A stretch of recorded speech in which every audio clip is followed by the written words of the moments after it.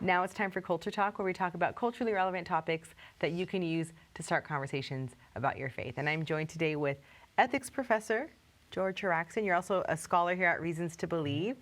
And you know what? One thing that people say about me is I'm so colorful. I love rainbows and all things bright and vivid. And we're talking today not about that, but we're talking about... We're not talking about your vividness? Yes, no, we're talking about Noah's flood, and the rainbow is a key part of that. And it's something that I'm fascinated by because of all the fun colors.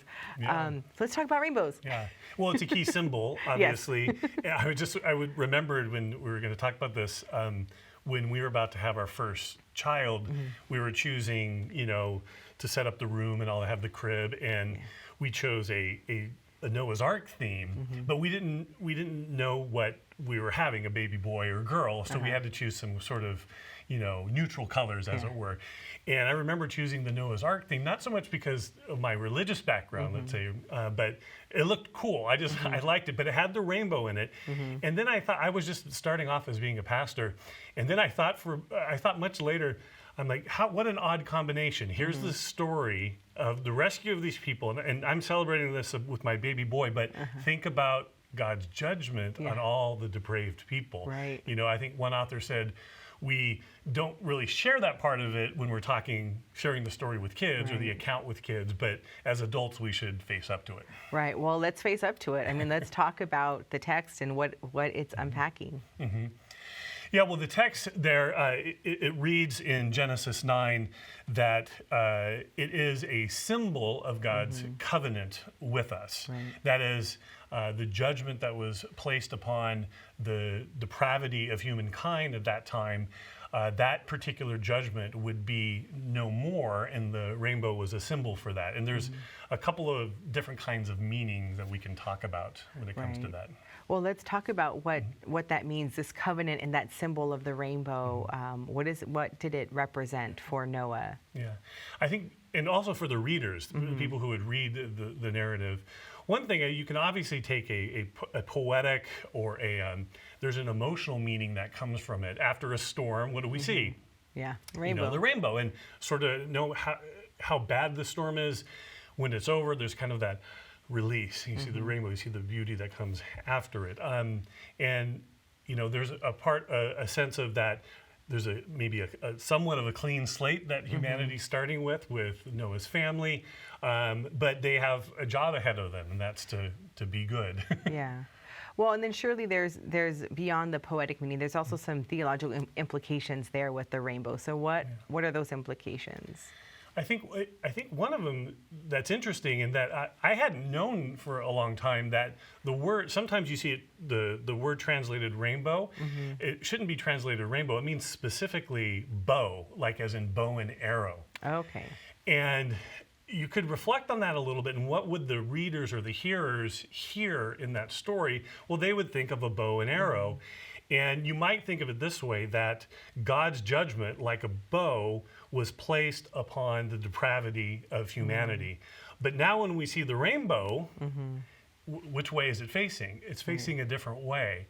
God is no longer going to use that, at least he says in the text, that specific judgment to judge humanity. He's going to deal with humanity in a different way. And ultimately, that's going to end up with Christ and his death on the cross, and then his resurrection. God places his wrath, his justice upon Jesus, and then Jesus pays that debt, and then we have the opportunity to be adopted into his family. Yeah. Well, I know you're not a scientist, so you can't unpack this next question fully, but I'm curious because I've heard people ask this question of whether the rainbow that was given as a symbol of the covenant made with Noah, that was the first time a rainbow ever appeared. And in my mind, I'm like, scientifically, that doesn't make sense that it would be the first time, but how would you address that question? Well, as a pastor, when we're walking through different books of the Bible, obviously walking through Genesis, you have to encounter those issues in the text. Dr. Hugh Ross, here at Reasons to Believe, has gone through this in navigating Genesis. I think it's on, if I remember correctly, it's on like in the 90s, page 96 or so. Yeah. And I just remember because I was reading it. But he talks about how we don't have there's neither geological evidence nor necessarily biblical evidence that that's the first rainbow.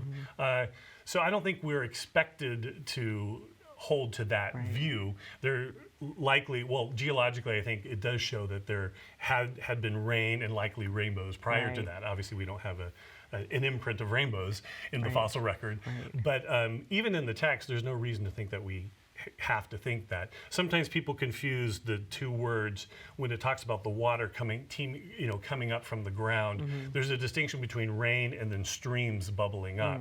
And so there's good reason to think that if the flood did have those streams also coming up, that doesn't mean that there wasn't any rain before that time. Although some people have propounded a model like that, so that's where that there wasn't any rain. That there wasn't any rain before that. All the water came from aquifers or something from the ground. Interesting. But I don't think we have to believe that from the text. The text doesn't necessarily teach that, and the geological record doesn't seem to indicate that. So it's not a salvation issue. It's just something that, because I'm curious. I think if rainbows didn't exist before that Noah and his family were probably screaming, seeing like these colors in the sky. Like all of a sudden you see this phenomenon that has never existed before. I think that'd be a little terrifying.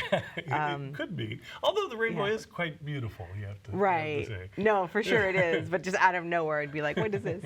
So, I think it's really just a fascinating topic. And there's so much more to say about the flood. Of course, we're talking about where the waters came from, whether it was local or global. So we're going to get into that in the other segments, but I really appreciate your thoughts just on kind of explaining the symbolism and behind rainbows and how it relates to the flood. So thank you so much for that, George.